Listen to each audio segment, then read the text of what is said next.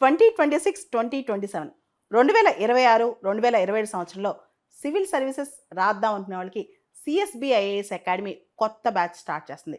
April 23వ తారీఖు బుధవారం రోజున ఈ బ్యాచ్ స్టార్ట్ అవుతుంది. ఈ బ్యాచ్ నేమ్ విశ్వవసు. మనకు తెలుసు ఉగాది పండుగలో కొత్త సంవత్సరానికి ఈసారి పేరు విశ్వవసు నామ సంవత్సరం కాబట్టి శ్రీ విశ్వవసు అని ఈ బ్యాచ్కి పేరు అనమాట. ఎవరైతే ఆన్లైన్ ఆఫ్లైన్ ఎక్కడి నుంచైనా సిఎస్బిఐఎస్ అకాడమీలో కోచింగ్ తీసుకోవచ్చు. ఇది ఆఫ్లైన్ డైరెక్ట్గా వచ్చి తీసుకోవచ్చు, ఆన్లైన్. ఈ కోర్సు 11 మాసాల పాటు ఉంటుంది. ఈ కోర్సుకు సంబంధించిన డీటెయిల్స్ కంప్లీట్గా మీకు అన్ని సబ్జెక్టులు ప్రిలిమ్స్కి మెయిన్స్కి సంబంధించిన సబ్జెక్టులన్నీ కోర్సులో ఇంక్లూడ్ అవుతాయి. పాలిటీ, హిస్టరీ, జాగ్రఫీ, ఎకానమీ, ఇలా రకరకాల సబ్జెక్టులన్నీ దీనిలో డీల్ చేస్తాం. ఒక టీమ్ ఆఫ్ టీచర్స్ స్ట్రక్చర్డ్గా ఈ కోర్స్ చెప్తారనమాట. దీనికి సంబంధించి ఎటువంటి డౌట్స్ ఉన్నా ఈ కోర్సులో జాయిన్ అవ్వాలనుకునే వాళ్ళందరూ కూడా ఈ వీడియో పైన డిస్ప్లే అవుతున్న ఫోన్ నెంబర్స్కి ఫోన్ చేసి ఈ కోర్సులో జాయిన్ అవ్వచ్చు. ఆన్లైన్, ఆఫ్లైన్ ఏదైనా సరే ఈ కోర్సు ఇంగ్లీష్ మీడియంలో ఉంటుంది. ఎవరైతే ఇంట్రెస్టెడ్ క్యాండిడేట్స్ ఈ కోర్స్ జాయిన్ అవ్వాలనుకుంటున్నారో ఈ వీడియో కింద ఉన్న గూగుల్ ఫామ్ని ఫిల్ చేయొచ్చు. ఈ వీడియో కింద డిస్క్రిప్షన్ బాక్స్లో గూగుల్ ఫామ్ ఉంటుంది. భారత ప్రధాని మోడీ గారికి రష్యాకి రమ్మని ఆహ్వానం అందింది. మే 9వ తారీఖు రష్యాలో విక్టరీ డే పెరేడ్ ఉంది. దానికి రమ్మని ప్రత్యేకమైన ఆహ్వానం వచ్చిందంట. ఈ దిశగా మన మినిస్ట్రీ ఆఫ్ ఎక్స్టర్నల్ అఫైర్స్ వాళ్ళు కన్ఫర్మ్ చేశారనమాట. ఏదైతే మే 9 ఉందో అది ఈ సంవత్సరం 2025 ప్రత్యేకం. అది 80th anniversary of Russia's victory over Germany. రెండో ప్రపంచ యుద్ధం టైంలో రష్యా జర్మనీ పైన గెలిచింది కదా, దానికి 80 వసంతాలు నిండుతాయంట.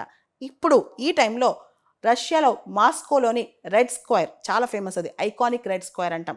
అక్కడ పెద్ద పెరేడ్ జరుగుతుందంట. దానికి ప్రపంచవ్యాప్తంగా మిత్ర దేశాలను పిలుస్తున్నారు. రష్యా ప్రధానంగా భారతదేశాన్ని పిలుస్తున్నారనమాట. పుతిన్ గారు ప్రత్యేకంగా ఆహ్వానం అందించారంట.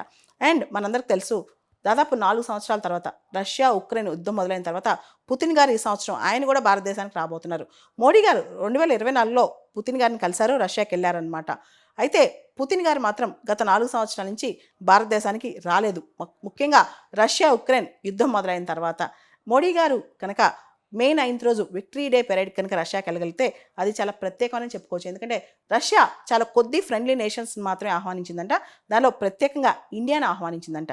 అయితే మే 9 విక్టరీ డే పెరేడ్ అనేది, అసలు ఆ విక్టరీ డే అనేది రష్యాకి ఎందుకంత ప్రత్యేకం? రెండో ప్రపంచ యుద్ధం యూరోప్లో ఎండ్ అయింది ఆ రోజునే, మే 9వ తారీఖు 1945 అనమాట. ఆ రోజు వాళ్ళకి చాలా ప్రత్యేకం. మనందరికి తెలుసు రెండో ప్రపంచ యుద్ధంలో ఒక పక్క ఎలైడ్ ఫోర్సెస్, ఇంకో పక్క యాక్సిస్ ఫోర్సెస్. ప్రత్యేకంగా జర్మనీ రష్యా పైన దాడి చేసింది. 1941లో జర్మనీ రష్యా పైన భీకరమైన దాడి చేసిందనమాట. నాజీ, మనందరూ తెలుసు హిట్లర్ అధ్యక్షతన జర్మనీ రష్యా పైన చాలా పెద్ద దాడి చేసింది. ఆపరేషన్ బార్బరోసా పేరుతో చాలా పెద్ద దాడి అనమాట. దాన్ని రష్యా ఎదుర్కోవడానికి చాలా టైం పట్టింది. రష్యా ఫైనల్గా 1945 జనవరి టైంకి జర్మనీ పైన తిరుగుదాడి, కౌంటర్ అఫెన్సివ్ విపరీతంగా చేసిందనమాట. ఆ టైంలో చివరికి మే 9వ తారీఖున జర్మనీ రష్యా ముందు లొంగిపోయిందనమాట. దాంతో రెండో ప్రపంచ యుద్ధం అనేది యూరోప్లో ముగిసిపోయింది. అంతకుముందే జపాన్ సరెండర్ అయిపోయింది, ఆ తర్వాత జర్మనీ సరెండర్ అయిపోయిందనమాట. సో దాంతో రెండో ప్రపంచ యుద్ధం ముగిసినట్టు.